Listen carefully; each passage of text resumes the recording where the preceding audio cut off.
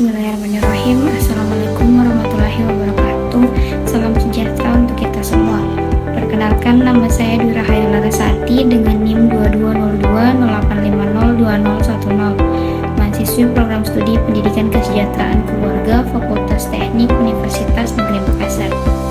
Pada kesempatan kali ini saya akan menjelaskan mengenai aksiologi menurut Immanuel Kant pada mata kuliah Filsafat Ilmu yang diampu oleh Dr. Haji Alimuddin Sa'ban Miru MPD. Immanuel Kant, seorang filsuf Jerman pada abad ke-18, membuat kontribusi besar terhadap bidang etika dengan merumuskan teori etika kategoris. Teorinya membentuk dasar bagi pandangan etika deontologis yang menekankan kewajiban dan kewajiban moral sebagai dasar untuk menentukan kebenaran atau kesalahan moral. Etika kategoris Kantian didasarkan pada prinsip-prinsip moralitas yang bersifat mutlak dan universal. Ada beberapa konsep utama dalam pandangan aksiologi Kantian. Yang pertama, kewajiban dan hukum moral. Kant berpendapat bahwa tindakan moral harus didasarkan pada kewajiban mutlak, bukan pada keinginan atau konsekuensi. Kewajiban moral tidak dapat ditentukan oleh keinginan atau preferensi pribadi.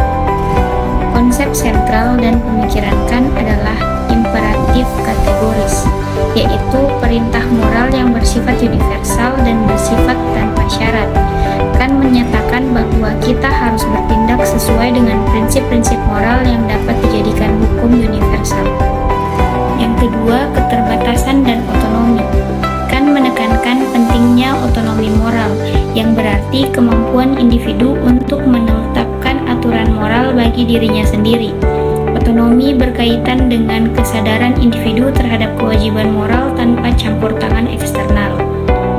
Bagi Kant, hukum moral yang sah adalah hasil dari kebebasan rasional.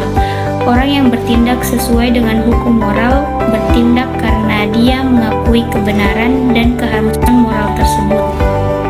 Yang ketiga, harga khusus manusia.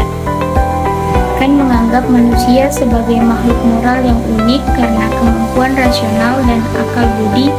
Hanya manusia yang memiliki kemampuan untuk mengenali dan mengikuti prinsip moral.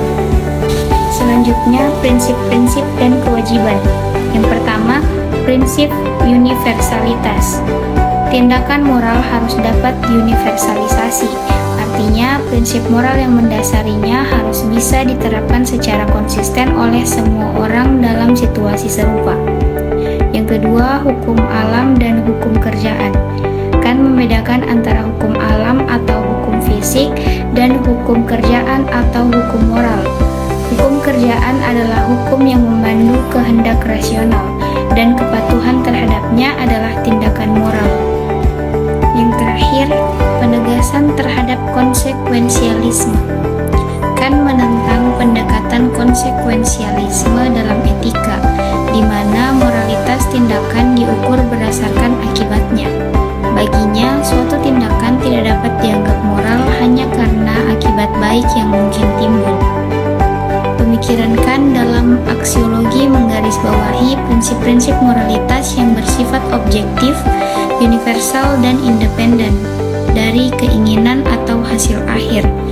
Etika kategorisnya menjadi salah satu landasan utama dalam pengembangan pemikiran etika pada masa selanjutnya. Immanuel Kant memainkan peran kunci dalam pengembangan bidang etika dengan menyusun teori etika kategoris. Teorinya yang bersandar pada prinsip-prinsip moralitas yang bersifat mutlak dan universal membentuk dasar untuk etika deontologis. Baginya, tindakan moral harus didasarkan pada kewajiban mutlak, bukan pada keinginan atau konsekuensi, dan individu harus bertindak sesuai dengan prinsip-prinsip moral yang dapat dijadikan hukum universal. Kant menekankan prinsip universalitas dalam tindakan moral, di mana prinsip moral harus dapat diuniversalisasi dan diterapkan secara konsisten oleh semua orang dalam situasi serupa.